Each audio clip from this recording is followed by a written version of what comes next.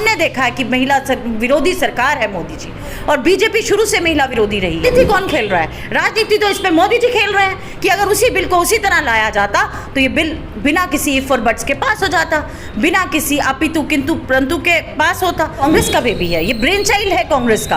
राजीव गांधी जी का एक सपना था कि महिलाओं की भागीदारी और साझेदारी राजनीति के अंदर होनी चाहिए। चरित्र के लोग हैं, आपके चरित्र कथनी और करनी में अंतर है, ये पूरा देश जानता है। और आज देश की आधी आबादी को जिस तरह से आपने बिल्कुल गुमराह करने का काम किया है, आने वाले समय में यही आधी आबादी आपको कुर्सी से उखाड़ फेंकने का काम करेगी। मेरा ये प्रश्न है मोदी जी से, आप बनना चाहते हैं महिला हितैषी? अगर आप महिला हितैषी होते तो उसको उसी रूप में आगे लाते जिस रूप में उसको कांग्रेस लाना चाहती थी। अगर आप महिला हितैषी होते तो इस बिल को अभी इमीडिएटली इंप्लीमेंट कर दें।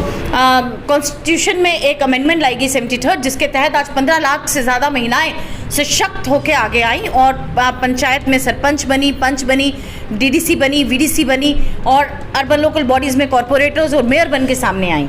ये जो आज महिलाओं की भागीदारी हम राजनीति के अंदर देख रहे हैं, उसके पीछे अगर किसी का हाथ है तो वो कांग्रेस का। ये जो महिला आरक्षण बिल है, ये कांग्रेस का बेबी है, ये ब्रेन चाइल्ड है कांग्रेस का।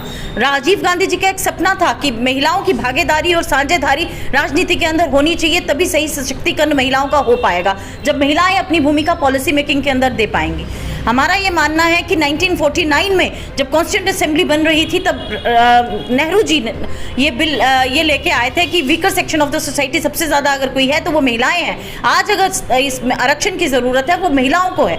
तो हमारा ये मानना है कि जब 1989 में इस बिल को राजीव गांधी जी लाए कि महिलाओं को सशक्त करने के लिए बहुत ज़रूरी है कि उनकी भागीदारी पंचायती राज के अंदर हो, अर्बन लोकल बॉडीज़ के अंदर हो, तो उस बिल को लाया गया। और 1993 में इस बिल को पीवी नरसिम्हा सिंह जी की राव की सरकार में इसको पारित किया गया दोनों सदनों में।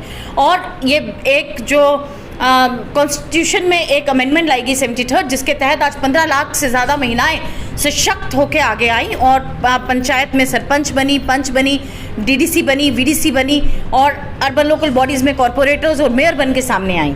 ये जो आज महिलाओं की भागीदारी हम राजनीति के अंदर देख रहे हैं, उसके पीछे अगर किसी का हाथ है तो वो कांग्रेस का है।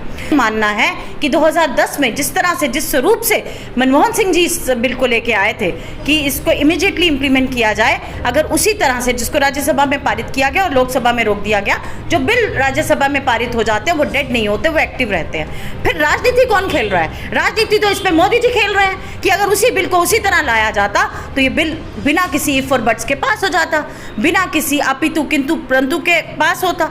लेकिन उन्होंने इफ और बट्स लगा के महिलाओं के रास्ते में कांटे बोने का काम किया है। हमने देखा है कि महिला विरोधी सरकार है मोदी जी, और बीजेपी शुरू से महिला विरोधी रही है। जिस तरह से जब ये बिल राजीव गांधी जी लेके आए थे तो इसका विरोध करने वाले भाजपा के लोग थे, अटल बिहारी वाजपेयी साहब थे, अडवाणी साहब थे, जसवंत सिंह जी थे, और तमाम बीजेपी थी जो महिलाओं के सशक्तिकरण की तरफ एक बाधा बन के आगे आई थी।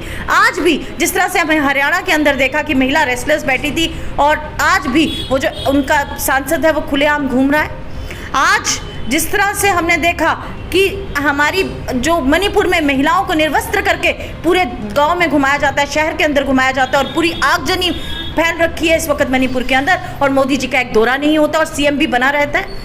आज उत्तराखंड के अंदर भी इस तरह की तमाम जो वारदातें हैं वो बढ़ती जा रही। मेरा ये प्रश्न है मोदी जी से, आप बनना चाहते हैं महिला हितैषी? अगर आप महिला हितैषी होते तो उसको उसी रूप में आगे लाते जिस रूप में उसको कांग्रेस लाना चाहती थी। अगर आप महिला हितैषी होते तो इस बिल को अभी इमीडिएटली इंप्लीमेंट करते। आपकी मंशा थी, क्योंकि आपका बहुत स्ट्रांग था कि भाई 370 को ख़त्म करना है, तो आपने इस बिल को इमीडिएटली इंप्लीमेंट किया, 370 ख़त्म की। तब आपने क्यों नहीं बात की कि जनगणना होने के बाद, तब आपने डिलिमिटेशन को 2026 तक इंतजार क्यों नहीं किया?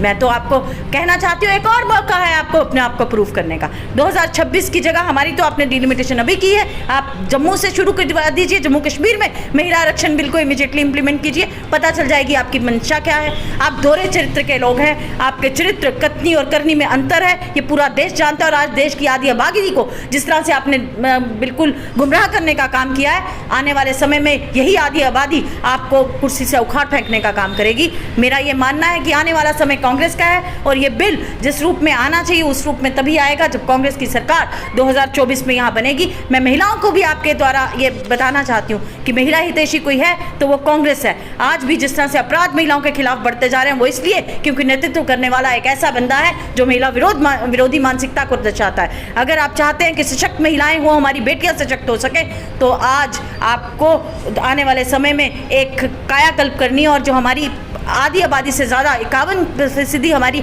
आबादी है उसको मन बना लेना है कि इस सरकार को उठार फेंकना है। मैं तो महिला नेत्रियां जो बीजेपी की हैं उनको भी कहना चाहती हूँ कि आपको आरक्षण नहीं देने की बात की गई है, आपको सिर्फ लुभावने सपने दिए गए। आप आइए कांग्रेस के अंदर और मिलकर हम एक सरकार बनाएंगे जो हमारे लिए काम करेगी और हम पॉलिसी मेकिंग में आगे बढ़ेंगे।